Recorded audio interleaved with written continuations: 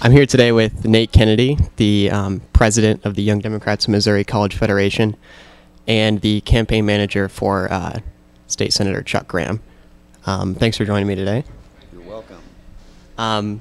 First, I want to talk a little bit about your role as president of the Young Democrats of Missouri College Federation. We're here today in the Barack Obama office, and one of the characteristics that you'll see if you hang around here is the level of student involvement.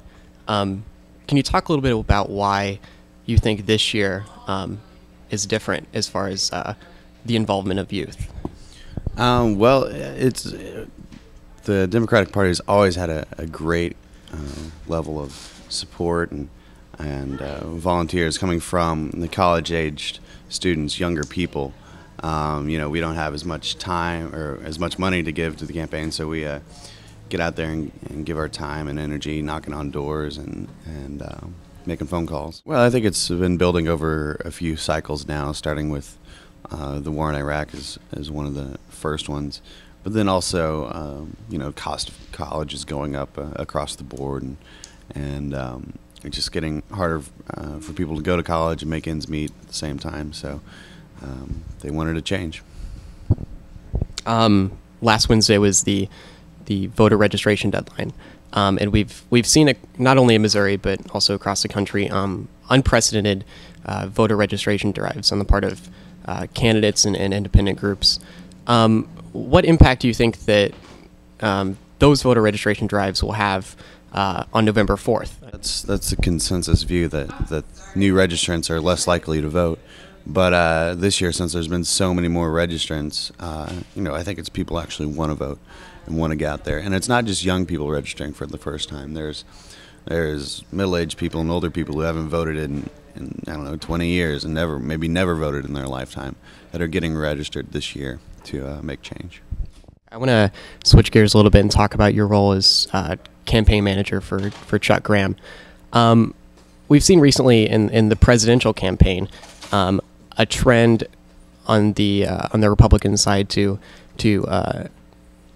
make more personal attacks instead of focusing on what a lot of Democrats think are the real issues in this campaign. And something similar has been going on in your race. And I was wondering, do you think that inevitably these personal attacks, both on the presidential level and in your race, will translate into votes, specifically among independent voters who are likely to lean either way?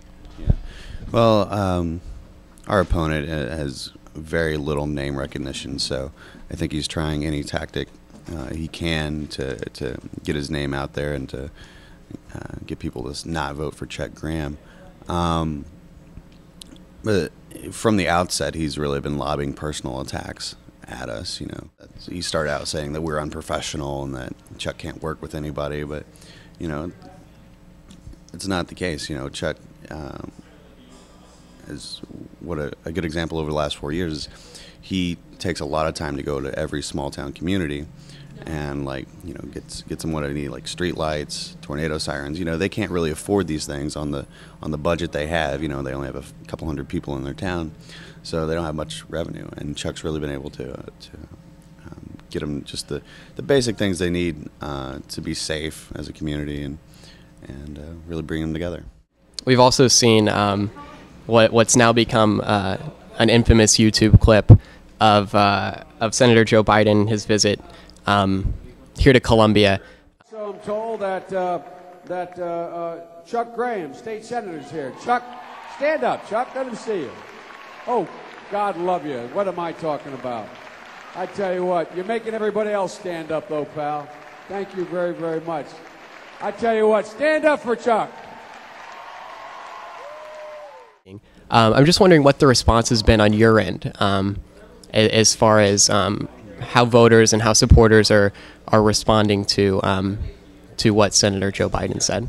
Well, there's a lot of interesting responses. Of course, right after he said it, Joe came off the stage and apologized to Chuck, and yeah, I mean, he couldn't really see because Chuck had a curtain and a rope line kind of hiding his legs, so he couldn't really tell that he was in a wheelchair to begin with.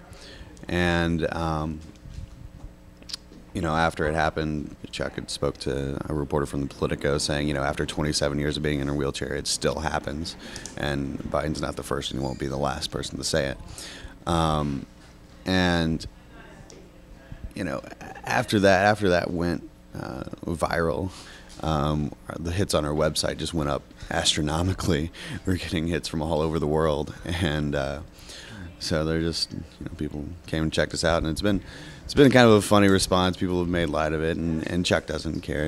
He thought it was really funny too, and he every once in a while he'll send me a YouTube clip of some other joke about it because he thinks it's hilarious. So, all right.